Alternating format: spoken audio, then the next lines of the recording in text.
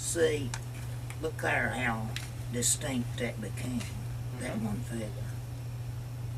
See, that just took me a second. Now, when I get to that, I'm carving around here, and I thought, well, I'm not even, the thing can slip, and you can get down here and cut off something. But one of the last things I'll probably do to this thing is maybe sharpen these just a little bit. They may be too rounded. I may actually sharpen it a little bit. Take off a little bit more, and it becomes a little bit sharper. But see, I just take it out between them, and I can emphasize till the cows come home.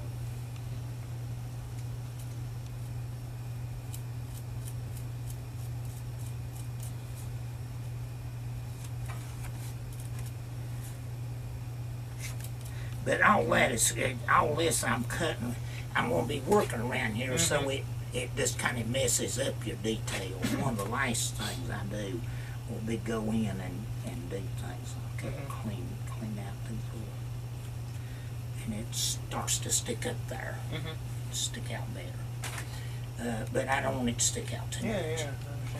You don't want it to take away from the claws as well as the head. That's right.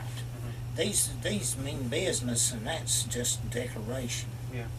That's the tutu on a dancer right here. Actually looks has a pretty good description. Tutu.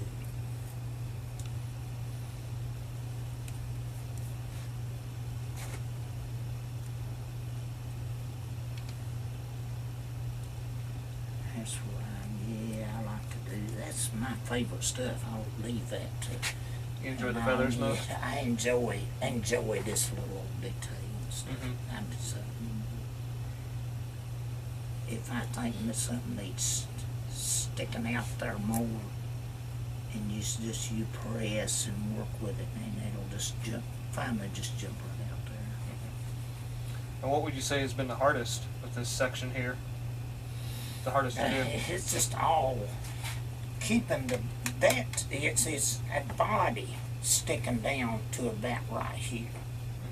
That thing's generally it's a body, and you got to keep it.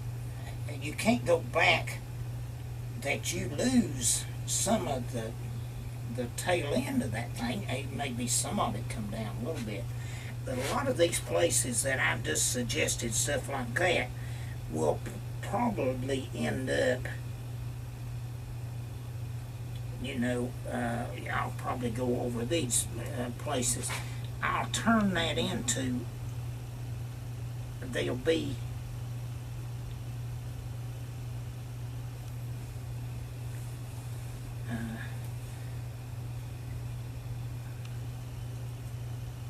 a little bit more sticky and stuff.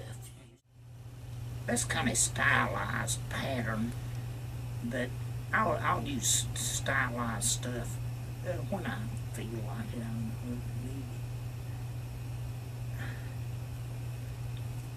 It's called stylized. These sharp things are on the feathers and not on that much. But I'll hint at it in places. This you won't see any of these around on the other side of the neck. The neck will come out there. You'll see the ends of them right here, and then right on around. You can't see the other side of his. That's coming around here. It's going behind the viewer. Yeah, it's going in there and coming out here. Now these, it'll start showing here. It's not only his neck, but right in here. Yeah. But it's coming around like that. There's actually an oval like that around the thing's neck.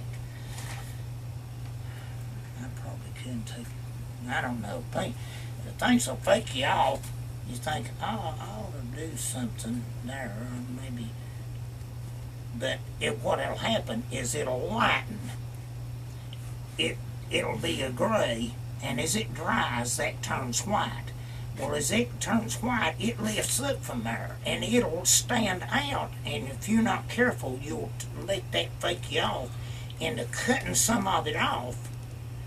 When actually the two get to be the same dryness, that is, you've cut off too much. It's lowered it too much. So I don't like to adjust something by its color.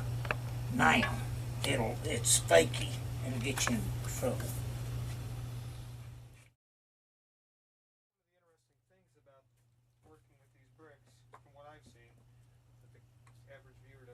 Understand or maybe realize is how kind of flaky and crumbly these bricks actually are before they're fired. Yes, they are.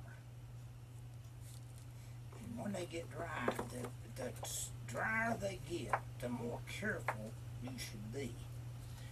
That I would think, I treat them gently, but I get more gentle as time moves along.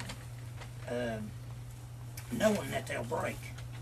They progressively every day get more brittle. And you've almost got to handle them like an egg. It's almost like laying eggs in a wall instead of brick.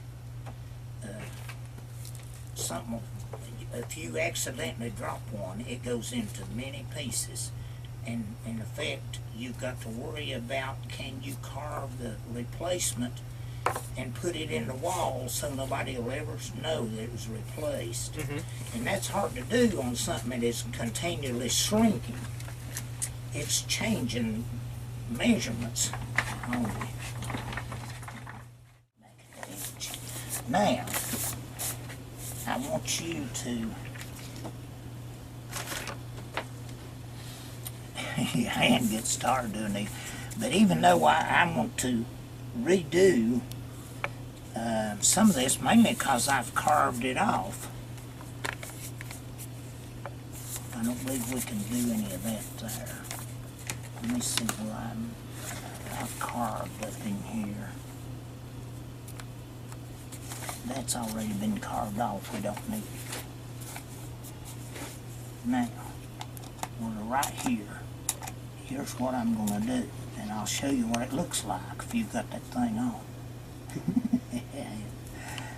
Oh, I go over, maybe a quarter of an inch and put a nail hole down in that brick. It's just pushing down on it. It's soft brick, so it'll make a nail hole. You can tell when you come to a blank spot. It's a funny feeling there.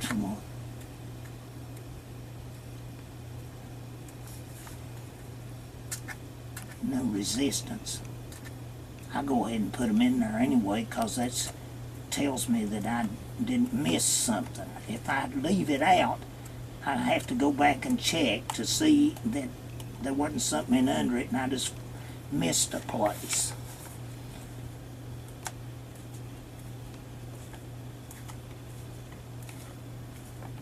I'm sure that people they use patterns for everything. That's all there is to it. I don't believe a person could sew garments and stuff like that without patterns. Okay, so now we've marked the rest of the wing, the outline of it, so we know what you have to carve out with the brick. So what's the next step? Well, we have to carve all these out. Now,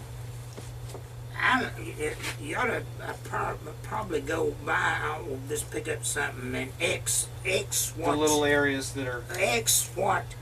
So even like right in here, you're doing X. That's right. Between. Now, you have to make sure that you get all those. You'll carve off something, you'll throw it away. You'll start out and end up carving something that you want to keep. Okay. So don't do that. You can hand me a... All right. If you can actually hand me the little nail there, I'll use that. All right. So we know that like this area here.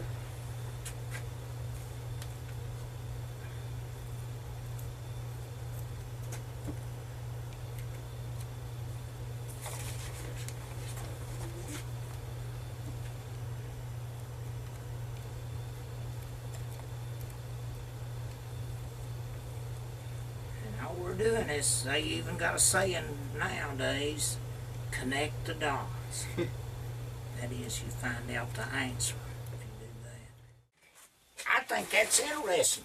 I think that little brick is good enough to just be a paperweight all its own. I like that little thing there. And it's just suggested that it's some fuzzy kind of feather. Where that goes is down here. Now that brick will go down there because it's this soft feathery stuff. It's hanging over, and it's bent like that because of the breeze, and it's bent back. However, right next to it is another centrifuge. There's another leg on the thing, and here's the leg, but it goes down here. That thing goes down in. Let me move it over just a tad. That goes down in here and back to the body. Maybe it'll go to here and curve back and go to the body, something like that.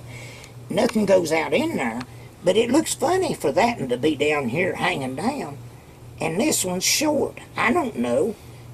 I know it's shorter because this one's up farther away at this angle, but somebody say you ought to do one over there just like this, and I wondered about that thing hanging down there, but they're not going to second guess me.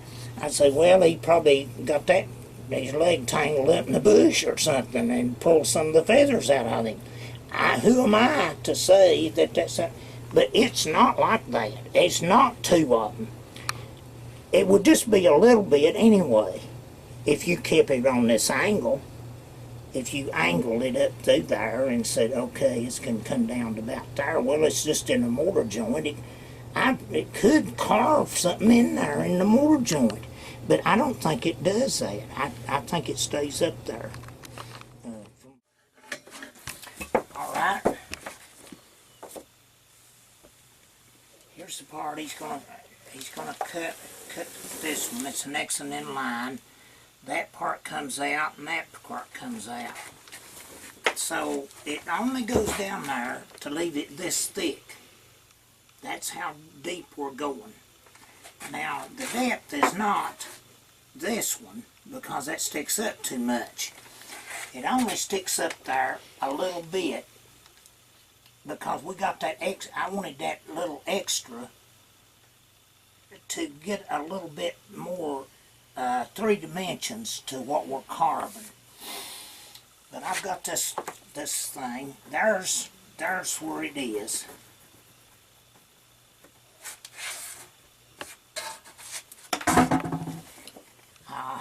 I do it this way. I'll make a mark. And there.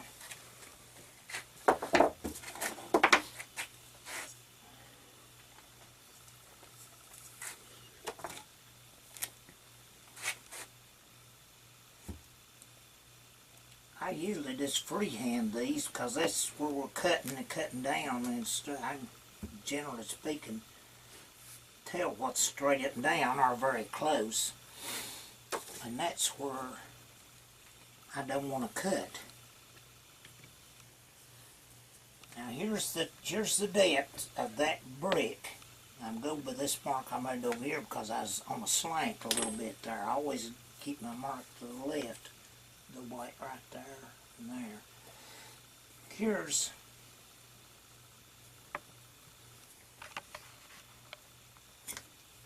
that's going to be this brick. He's going to carve this out, and then this is going to be part of the wings and the feather.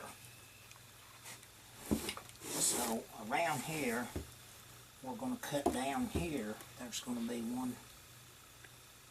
I just like it, you know, if you want to measure anything, you're welcome. This is kind of a shortcut. I don't have to go far, and it doesn't have to be that accurate. But that's pretty much. That's a little bit off. That's my eraser. All right, and it went down a little far. Now there's that thing I'm using, and all I'm doing is going a little bit deeper than I originally planned to give myself a little bit more depth.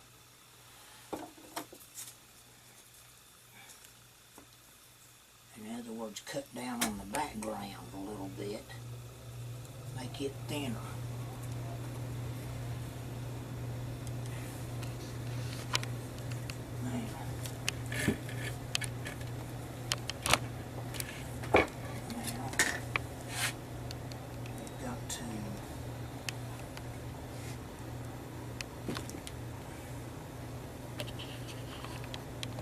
Guessing at that.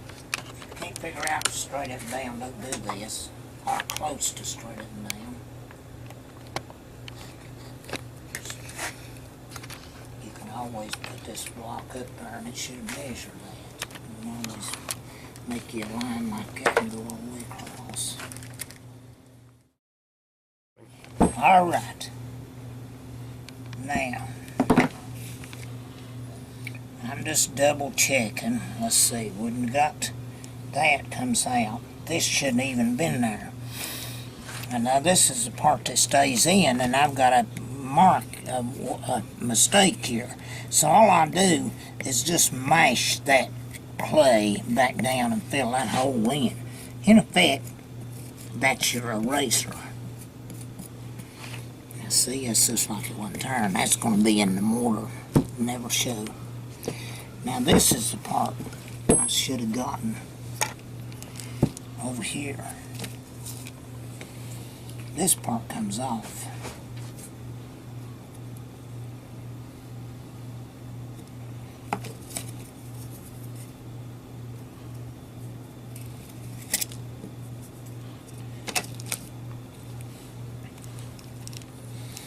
And across here. Now I can see both lines here, so I can just don't have to fool with that. See, there's the part. That part stays, comes around here. This part comes off. That part stays. So we got that out of there. So that one comes out. You're all the time checking yourself, because I've cut out the part. I've left the part and cut out the wrong part and say, what am I doing? You've either lost your concentration or something or other. But honey, I always double check yourself. You never know what line you're going to put on there by mistake or needs to be taken off. Now this cuts pretty good because this is wet. I mean, it's damp clay. But I get up there and go down even deeper. And just keep it straight up and down. Unless you're really leaning it, chances are it'll be straight up and down enough. And any of this that comes off, I get as much of it cut like this as I can. It makes it come off easier.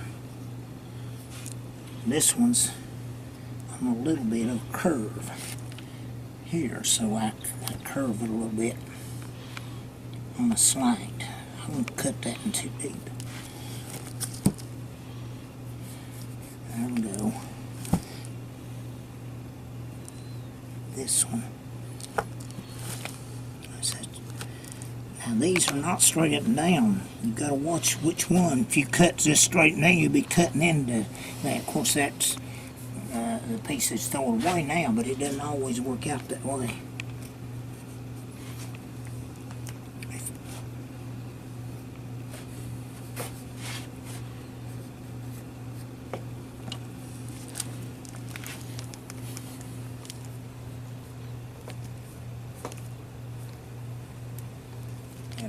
And be careful, don't stab yourself. You can see I already did that to that finger yesterday, I believe. Now, I've got that thing pretty well cut out there. I can sometimes that's where you get some big hacks at it. I stay kind of away from that edge, but if it hot, see there, if it breaks off, it broke right where I cut it. So it can do that, I don't care.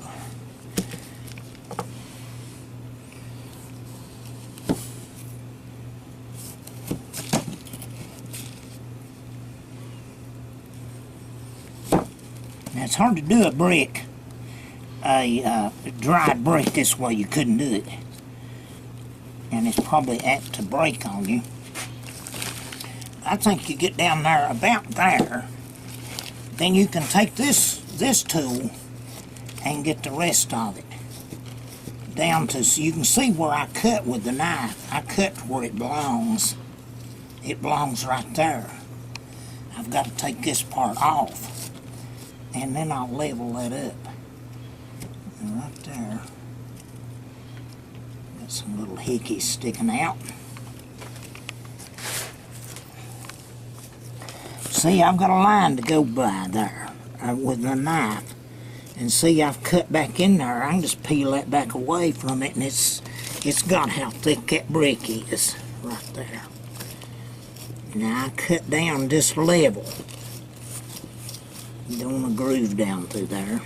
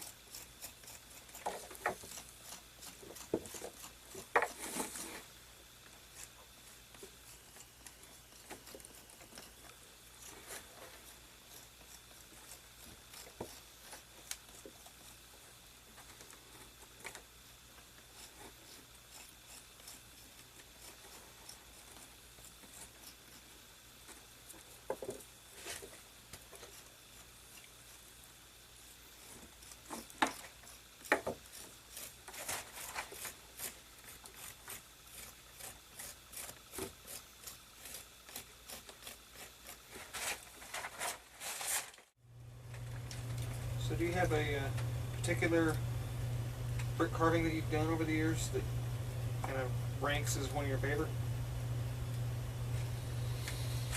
I know that's a loaded question. Yeah, if you see if one like it over at Science Hill's got, I believe, 24 figures on it. So, but I'll say truthfully, my students did a mountain of work on that, and I gave them credit. Students' work, and we dedicated to students of the North, giving their time and effort to it, and friendship to the students at Science Hill or something like that. Yeah. And they really liked it. They liked that thing. So was that probably Came out one of there your... shaking my hand and said, "You the artist that did this?" I said, "Well, I was a teacher." I said, "Yeah." I said, "Boy, we really like this thing." Is that kind of like the America painting? Yeah. Where people probably thought, you know, it was your work and... Yeah, but see, you notice I was reading something that you'd written and about that thing, and said he didn't put you put it in there. It didn't put it there to paint on the wall or something like that. I believe that you'd had it. That was yours. Yeah. Well, I don't want people to think. See, the thing about it is, well, if you're supposed to be the teacher, why wasn't you teaching the students to do it? Mm-hmm. And in effect, I was. I did. But if I got up there and painted, poor students end up not knowing anything. They can't do it. But a lot of them have gone on and put murals. There's murals all over town, probably my students who did it on buildings and stuff. About how many hours a day do you think you put in on this? It varies, but I'd say a minimum of 8 hours a day. So kind of a sunrise to sunset? Yeah. At the very least? One of those deals. My legs, I've had a lot of trouble with them. The gastrocnemius, the muscle on the back of your lower leg there, wants to start to drawing up, you know, draw your legs up. Yeah. And boy, that hurts. That's from standing on this concrete. And if you're wanting to get something smooth, if you'll cross hatch it. Okay. That is, if it's coming this way and then you go back across it that way, it's kind of getting in the knobs. It'll take them off. It'll get them off. You'll hit everything that way. If you get to going all or straight. Don't always go the same way, essentially. No, you cross it to cross it. Cross hatching. That's probably the best method.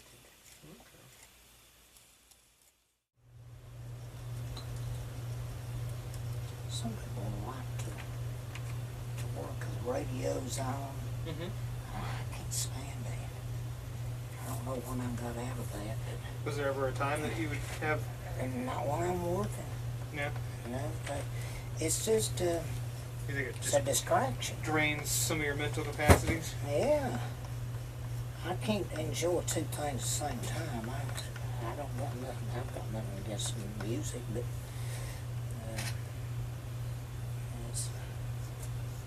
it's not what I'm doing hard. Would you say that maybe in a way, it's a way for you to lose yourself from reality? Well, maybe not necessarily reality, but get just kind of lost in it. Yeah, well, I think you probably do. To do a good job, you have to, you and the artwork have to kind of become one. You do get lost in it. But no, reality is right now. It's not right here. It's this finished thing. It'll be up there in a church, and there'll be people from photographers from the Times News and everything else up there. Probably they were at all the other places that we've had anything in. I've had anything in. But I don't know. I guess getting back to my original question, in all your years of doing pottery and this bas-relief, or just we can just classify it, I guess, as brick relief sculpture, how many times would you say that you've had things explode in the kiln? Oh golly. I'd say 15, 20, Okay. something like that. But And you're that's still not doing bad it. when they're doing lots of them. It's not bad. I've had very few, but I've seen them, and I've been there on the ones it was, and I don't like to see them. Well, you've always made it sound like it's terrifying to be there when it happens. Well, it's kind of prevent it if you can. It is don't try to fire things that are wet and stuff. It's going to lead to stuff like that. Well, it's like Better off. not the other doing day when we were talking on the phone, you were talking about how you guys are you're firing up the kiln, but what you're doing is you're just firing it to get it warm in there to dry the bricks for samples. Right? Is that how you we're firing it. There's several reasons. One of which is to see what color it is. So we got the sample in there, and we're going to fire it to all of them the same temperature, 1400 degrees. Mm-hmm. And we're going to see what color it is, and we judge our mortar by that. And that we're not just drying them off, we're going to fire the thing the full range through there to see if anything breaks, see what the brick looks like, see how the kiln operates, see how long it takes to get to the maximum heat. There's just lots of little things that we need to know. So we're doing a test run to find out those very answers. Now, how many years has it been since you actually fired the kiln? 20 years? 25 maybe. 25 years? Yeah. So I see you're using a ruler right now, huh? Yeah, and it's not to measure with. What are you using a ruler for? I'm carving. Carving with a ruler? Carving with a ruler. Why on earth would you carve with a ruler? It's handy. Looks like you're cleaning up. Yeah, I clean up too, so I don't have to switch anything. I can clean up, and I can work on some stuff, some detail. So are you just smoothing with the ruler? Is that mainly how you're using it? Well, I just geese up on the edge and put some little places, get it kind of not right on the edge, but kind of on the side, and shoot, you look at that, boys. That works like a charm. Work like a charm. May become your new favorite tool? Yeah. I might follow through with that. I'll probably scrape. Well, what kind of ruler is that? Oh, that's plain old ruler. That's metric there, I guess. I could probably wear that thing down there 2 inches. Be a 10-inch ruler. Would that be a Tennessee ruler then? Probably.